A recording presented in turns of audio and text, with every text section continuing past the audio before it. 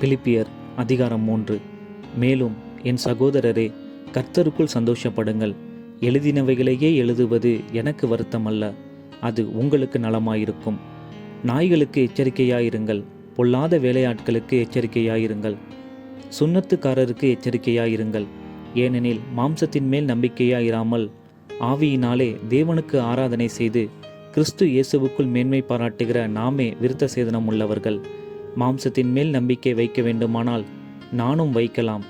வேறொருவன் மாம்சத்தின் மேல் நம்பிக்கையாயிருக்க நினைத்தால் நான் அதிகமாய் அப்படி செய்யலாம். நான் 8ஆம் நாளில் விருத்த சேதனம் அடைந்தவன். இஸ்ரவேல் வம்சத்தான், பென்யமின் கோத்திரத்தான், எபிரேயரில் பிறந்த எபிரேயன், நியாய பிரமாணத்தின்படி பரிசேயன், பக்தி வைராக்கியத்தின்படி சபையை துன்பப்படுத்தினவன், நியாய பிரமாணத்திற்குரிய நீதியின்படி குற்றம் சாட்டப்படாதவன். ஆகிலும் எனக்கு லாபமாயிருந்தவைகள் எவைகளோ அவைகளை கிறிஸ்துவுக்காக நஷ்டமென்று எண்ணினேன். அது மாத்திரமல்ல, என் கர்த்தராகிய கிறிஸ்து இயேசுவை அறிகிற அறிவின் மேன்மைக்காக எல்லாவற்றையும் நஷ்டமென்று எண்ணிக்கொண்டிருக்கிறேன். நான் கிறிஸ்துவை ஆதாயப்படுத்தி கொள்ளும்படிக்கும் நியாய பிரமாணத்தினால் வருகிற சுயநீதியை உடையவனாயிராமல் கிறிஸ்துவை பற்றும் விசுவாசத்தினால் வருகிறதும் விசுவாசம் மூலமாய் தேவனால் உண்டாயிருக்கிறதுமான நீதியை உடையவனாயிருந்து கிறிஸ்துவுக்குள் இருக்கிறவன் என்று காணப்படும்படிக்கும் இப்படி நான் அவரையும் அவருடைய உயிர்த்தெழுதலின் வல்லமையையும் அவருடைய பாடுகளின் ஐக்கியத்தையும் அறிகிறதற்கும் அவருடைய மரணத்திற்கொப்பான மரணத்திற்குள்ளாகி எப்படியாயினும் நான் மரித்தோரிலிருந்து உயிரோடு எழுந்திருப்பதற்கு தகுதியாகும்படிக்கும் அவருக்காக எல்லாவற்றையும் நஷ்டமென்று விட்டேன், குப்பையுமாக எண்ணுகிறேன். நான் அடைந்தாயிற்று அல்லது முற்றும் தேறினவனானேன் என்று எண்ணாமல் கிறிஸ்து இயேசுவினால் நான் எதற்காக பிடிக்கப்பட்டேனோ அதை நான் பிடித்து கொள்ளும்படி ஆசையாய் தொடர்கிறேன். சகோதரரே, அதை பிடித்து கொண்டேன் என்று நான் எண்ணுகிறதில்லை.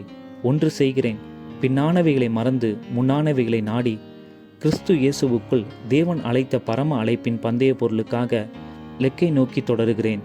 ஆகையால் நம்மில் தேறினவர்கள் யாவரும் இந்த சிந்தையாயிருக்க கடவோம்.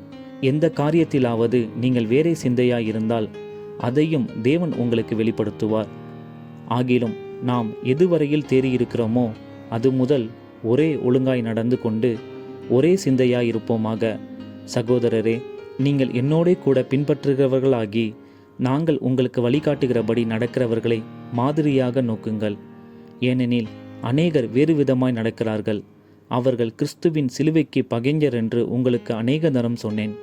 இப்பொழுதும் கண்ணீரோடும் சொல்லுகிறேன். அவர்களுடைய முடிவு அழிவு, அவர்களுடைய தேவன் வயிறு, அவர்களுடைய மகிமை அவர்களுடைய லட்சையே. அவர்கள் பூமிக்கு அடுத்தவைகளை சிந்திக்கிறார்கள். நம்முடைய குடியிருப்போ பரலோகத்தில் இருக்கிறது. அங்கே இருந்து கர்த்தராகிய இயேசு கிறிஸ்து என்னும் இரட்சகர் வர எதிர்பார்த்து கொண்டிருக்கிறோம். அவர் எல்லாவற்றையும் தமக்கு கீழ்ப்படுத்தி கொள்ளத்தக்க தம்முடைய வல்லமையான செயலின்படியே நம்முடைய அற்பமான சரீரத்தை தம்முடைய மகிமையான சரீரத்திற்கு ஒப்பாக மறுரூபப்படுத்துவார்.